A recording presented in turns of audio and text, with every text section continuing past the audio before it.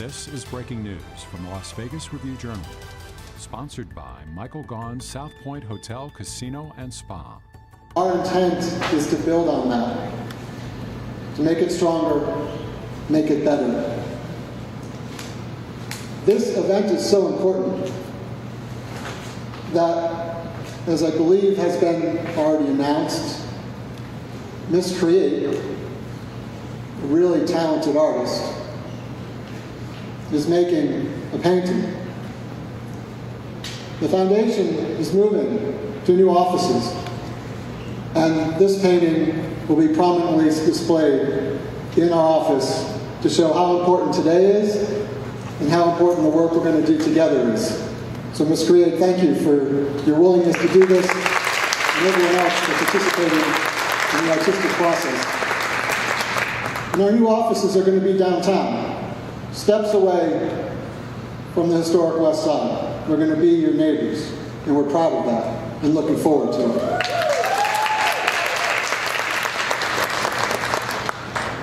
But in starting this program, the Black Giving Circle, we recognize that we cannot forget the past.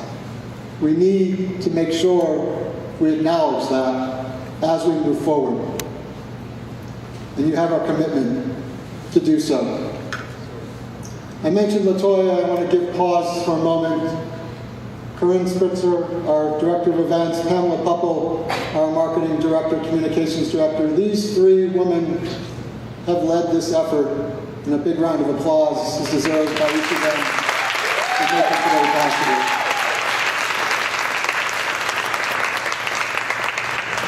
The LVMPD Foundation is doing this in partnership with the Urban Chamber of Commerce. So Ken Evans, thank you for your leadership in joining us in this effort. We also are very honored to have retired Sergeant John Hayes and his wife Tracy with us today. Tracy's father, retired Officer Moody, was the first black officer in Las Vegas, and his legacy lives on not only through John's service, but his great nephew's service. AP, where are you, sir? Thank you. So thank you, John. Thank you, AP. Thank you, Tracy. And the work of this organization in connecting with the black community, working for the black community, has had an incredible partner over the last couple of years. And you're going to hear about some additional work that this partnership is going to yield. Roxanne McCoy, President, Local Chapter, NAACP. Thank you for everything you do being here in our partnership. I hope you're enjoying the space. Railroad Arts, 920, Barbara, Lauren, Jill, the team, thank you so much for opening your doors to us, providing this wonderful venue to launch this event.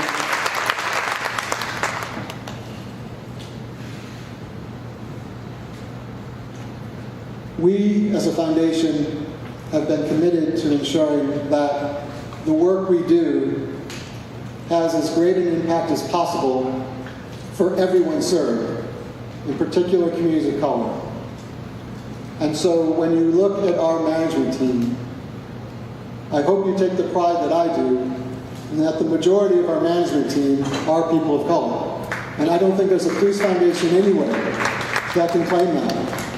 And earlier this month, we became the first police foundation in the nation to have a board of directors, the majority of whom are women. You don't see that anywhere. We are committed not only to serving, but to reflecting the communities that we assist. And so I'm so honored to introduce you to our Vice President of the Board of Directors. His name is Mike Howard. It's important he's here because he's on our board, and you have hopefully the comfort that this program has the commitment from the highest levels of our foundation organization. But it's also important that he's here because he started his career as a police officer in Oakland, California. And that's what he's going to talk to us about today. That would have been an amazing career, but Mike Howard had other ideas. He joined the CIA and served his nation and the world honorably for many years. That would have been an amazing career. But no, not for Mike. He decided to become the global head of security for a little company you might have heard of, Microsoft. We have the great fortune that Mike and his wife Janice decided to retire to Las Vegas. And one of the first things he did was reach out to find out how they could become involved in the Police Foundation. My husband Matt and I are very honored to call you good friends, and this community is blessed to have you both here and Mike, your leadership of this foundation. Please welcome Mike Howard.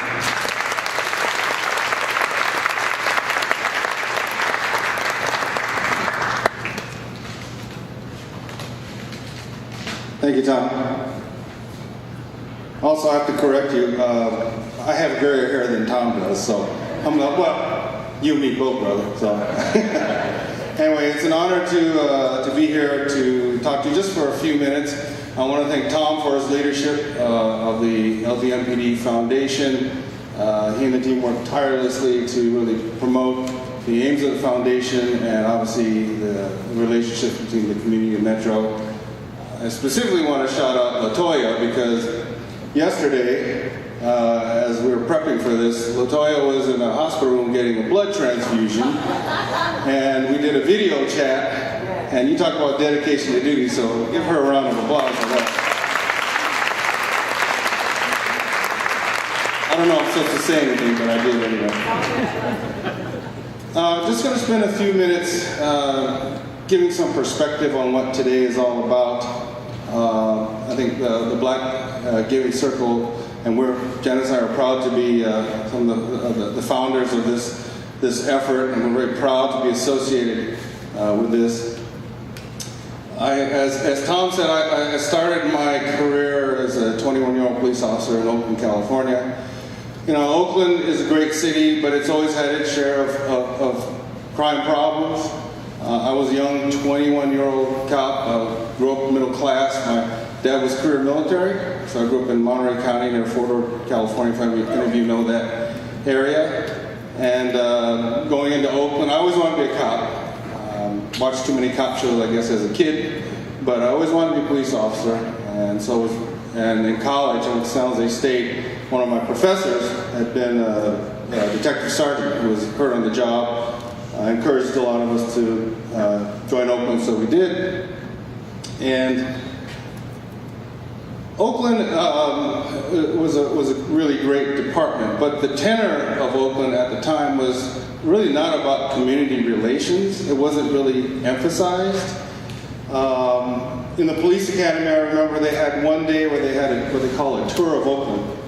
And so they took all the folks in the academy and they went to 4 different houses that were opened up for us, whether it was in the Oakland Hills where it was a little more affluent, to other parts of the city where there were a lot of crimes. And it struck me, even to this day, I remember talking to the folks who had opened up their homes to the police department about the issues that they were dealing with and how they really wanted a police presence there, but they also wanted to make sure that they were heard in terms of what was going on in the community and the things that the police department could do to help above and beyond law enforcement. So that stuck with me. But one of the things that I remember to this day, I'm going to be 66 this year, but I remember as a 22-year-old, 1 year on the job, so I was fairly young, I got my first notice to do a death notification. And a young man was killed in a car accident, and his family lived on my beat, which was West Oakland. And, you know, I went there, and we rode one-person cars at the time, and so I went there, and it was my beat, knocked on the door, and like I said, the atmosphere there between the police department and the community wasn't the best. And when I knocked on the door, I remember the father of this young man who'd been killed in a car accident opened the door. And you just kind of see on the face, oh God, the cops are here. What is it now? What are you guys bothering us about? What are you, if you're hassling us? And I had to tell him and his wife, and they also had siblings there that his son had passed away. And what I remember was the whole tenor of our conversation had changed. So both on my part in terms of being a little bit on edge, but also on the part of the family. Yes, obviously they were crying, they were grieving, but I remember this gentleman telling me, he kind of pulled me to the side, and he was obviously very grief-stricken, but he told me, he said, look, officer, this is the first time I've ever had an encounter with the police where I felt like you were trying to reach out and you were trying to help. And that was decades ago, and I still remember that. And why I think it's apropos is that, we've worked with the Seattle Police Foundation when I was running security for Microsoft, and a great group of people just like here. But you have a unique opportunity here because you have a community that is well on its way to being very integrated with the efforts of what Metro and the Foundation are trying to do. My wife and I marvel at how much community engagement with Metro there is here. And that's because of the efforts of Metro, but that's also the efforts of the community willing to listen, willing to engage with the police department. And as Tom said, there's no police department that's perfect, right?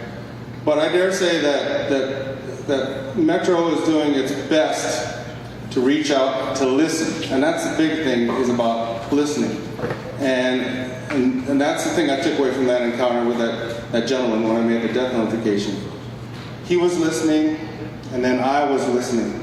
And I've always taken that to heart. So as we launch this Black Giving Circle, I would encourage all of you to get involved, to stay involved, to keep your minds open, and to continue the dialogue. I think part of the problem in today's society, and it's not just here, it's just that we have preconceived notions of the police, or if you're a Democrat, Republicans, or Republicans and Democrats. It all comes down to how willing are you to open yourself up to new ideas, to new ways of thinking, and to break down barriers so that you can, if you listen, we can all get ahead. So please, I encourage all of you to get involved. We certainly are very proud to be part of this, and thank you for being here today.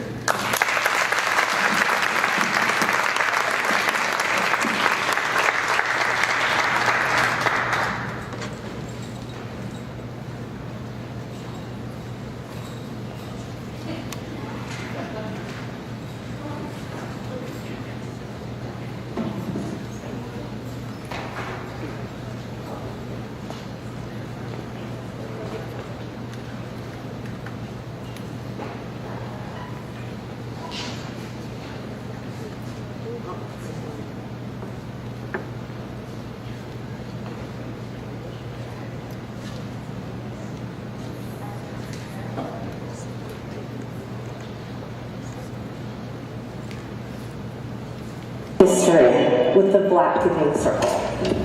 This LVMPD Foundation initiative is empowering Black ownership of public safety. Some of the programs supported by the Black Giving Circle are empowerment workshops, hip-hop and entrepreneurship, creating opportunity through creativity. Before this, I never ever talked to police officers. I was always harassed or doing bad things, and I had bad relationships with them. But when AP showed me that it is good police officers and it's good policing, and just showed me people care, really care about us being better. You know, we always see police officers at some time or another at everything that goes on with the program. And I believe that the children feel a little bit different. You know, it's like almost like a security when it wasn't there before. There's just so many programs that this initiative will be able to support.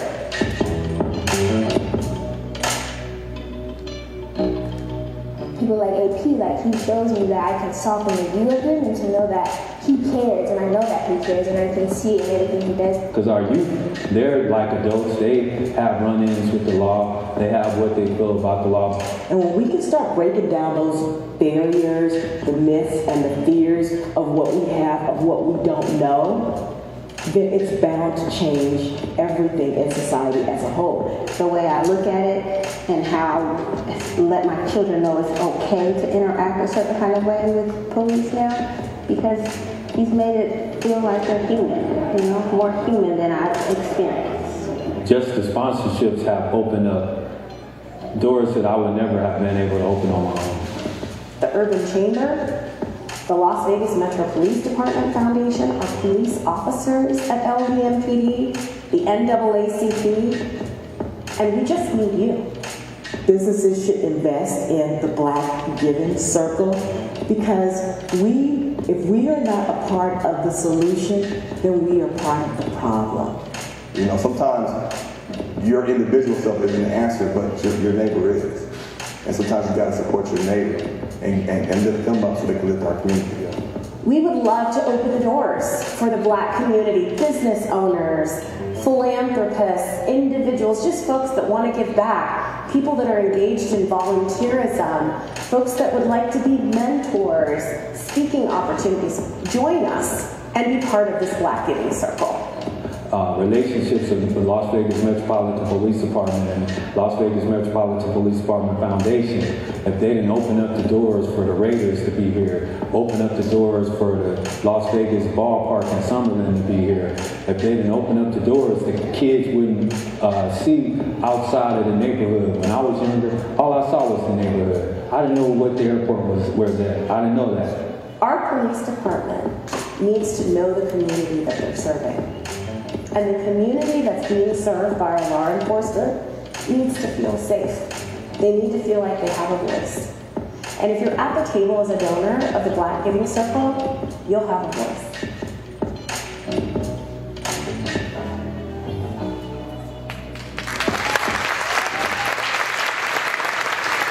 You are making a difference.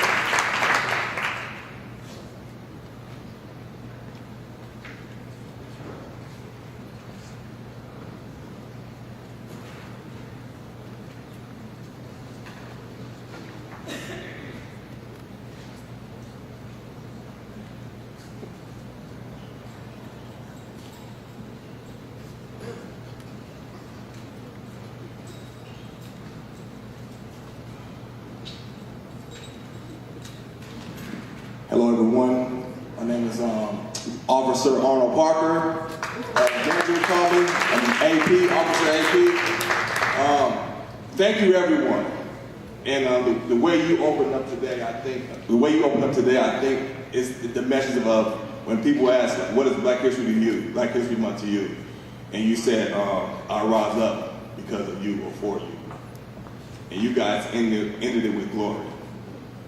And I just think about this month and all the opportunities I had, and just throughout this year, all the experiences that we had, and I just think about what is Black History Month to me, and what is the celebration of Black history. And I think, and just two words come to mind, is sacrifice and opportunity. If it wasn't for Herman Moody, for his sacrifice, there's no opportunity for us. You know, and I think that's something that we gotta remember. When you guys did that song, I almost cried, because I was so proud of you guys. Because if it wasn't sacrifice for others in this room, the opportunity is not there for you. You know, I want to start it off by saying thank you to retired Sergeant Jonathan Simon, Captain Hanks, CJ. Because if it wasn't for people like you, we wouldn't have much to look up to. You guys are constantly in our lives some way or another, and I appreciate it. You know, you guys own us, and you guys support us all the time. I got my brothers, you know what I'm saying? Donnell, Adrian, where's Dante at? He's hiding somewhere, and we got our queen back there, Miss Unique. I won't mess your name up. But what this is all about is, and I'm gonna talk about how we started the Hip Hop Entrepreneurship Program and how it came about. And it came from sacrifice, and now we have an opportunity. 2 years ago, right after Memorial Day, we had the death of George Floyd. And we were sitting in our office because this is the first time ever you see young people on the strip protesting. You never seen the strip shut down. And they're protesting. You got a lot of these people expressing themselves, but you have violence also. And we're just sitting there, it's like, what can we do?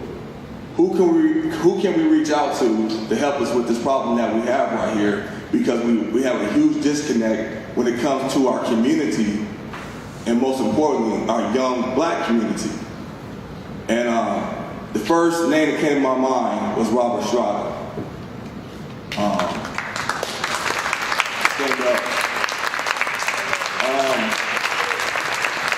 I said, he's someone that can help us connect to the community. So I reached out to Straw. I said, hey, Straw, man, we need your help. He said, AP, say no less. Let's get it going. And we partnered up for the Hip Hop Entrepreneurship Program. And with the sacrifice of George Floyd, right, because that was a sacrifice, we were able to gain a partnership with the LVMPD Foundation, gain partnerships with Gap, gain partnerships with Help Us Out Nevada, gain partnerships with Anthem, Blue Cross Blue Shield, to where now we give opportunity for Sparkle and Seven and many more. So this is why, when you saw those girls perform on stage, this is why we have to support the Black Giving Circle. You know, when you talk about leaders in our community that need help, that need resources, Robert Strada is the reason why we need the Black Giving Circle. So all we asking is for us to come together, and I just say thank you, because it's all about sacrifice and opportunity. So we all rise up together. Thank you.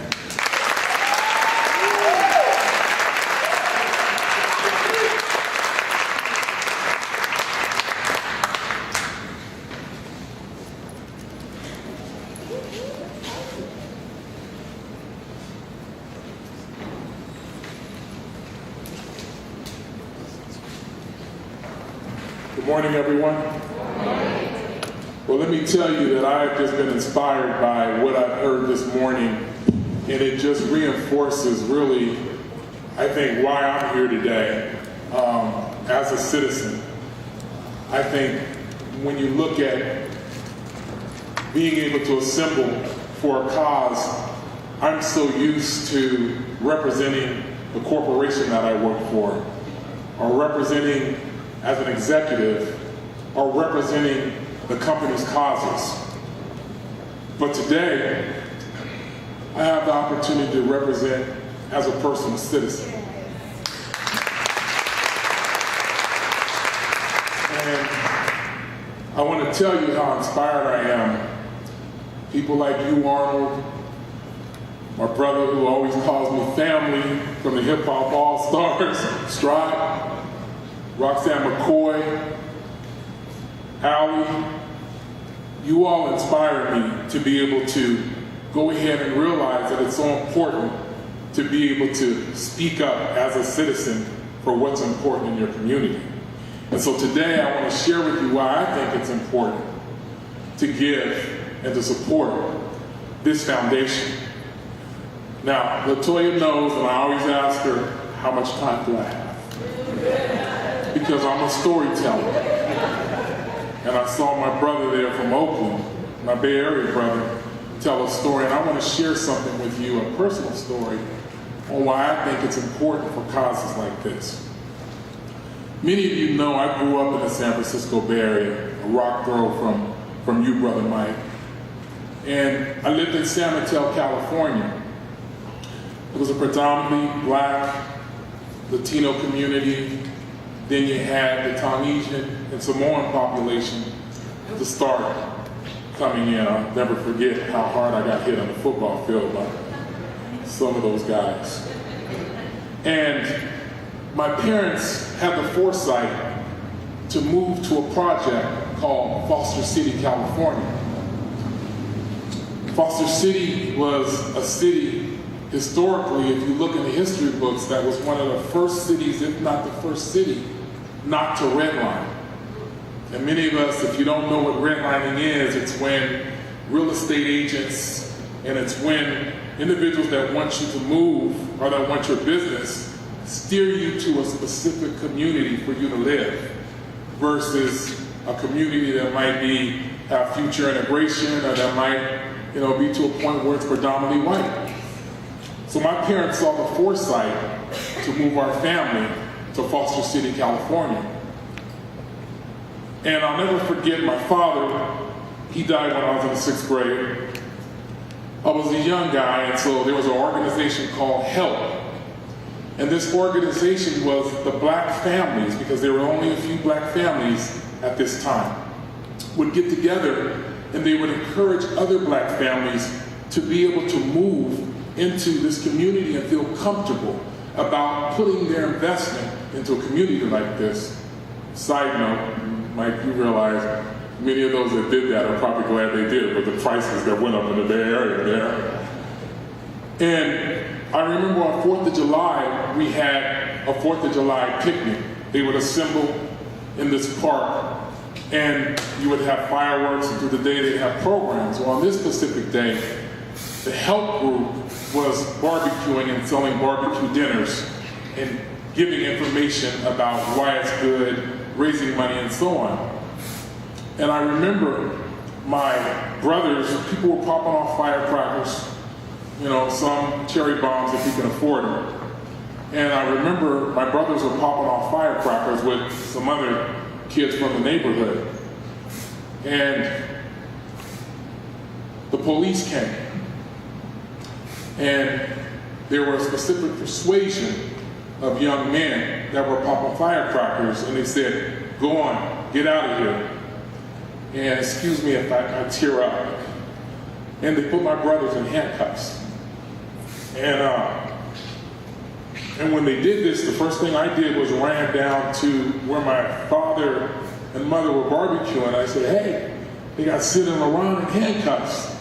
And my father said, "Well, what did they do?" I said, "They were popping off firecrackers." He says, I said, "And there were others popping off firecrackers." He said, "Little man, walk with me down and show me where they're at."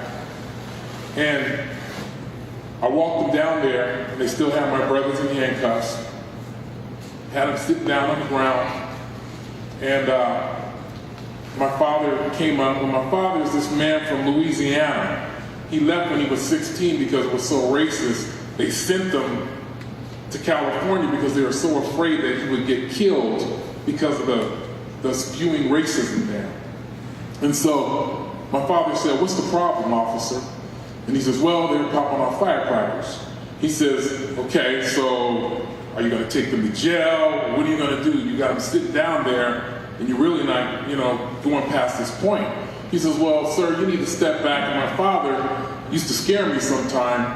He used to say, "You need to take them out of the handcuffs." And my son told me that there were others popping firecrackers. "You need to take them out of handcuffs."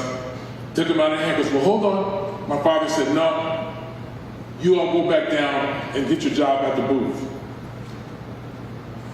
So that day ended, they let him go, so on.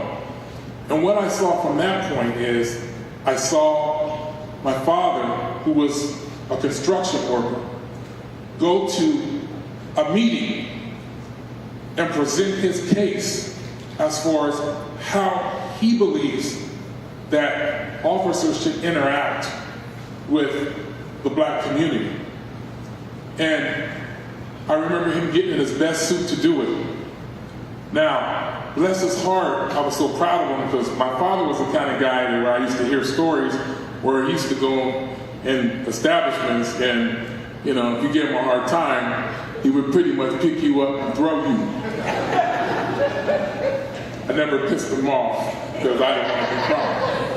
And so the reason why I tell you that story is because at that point, I saw things happening in our community.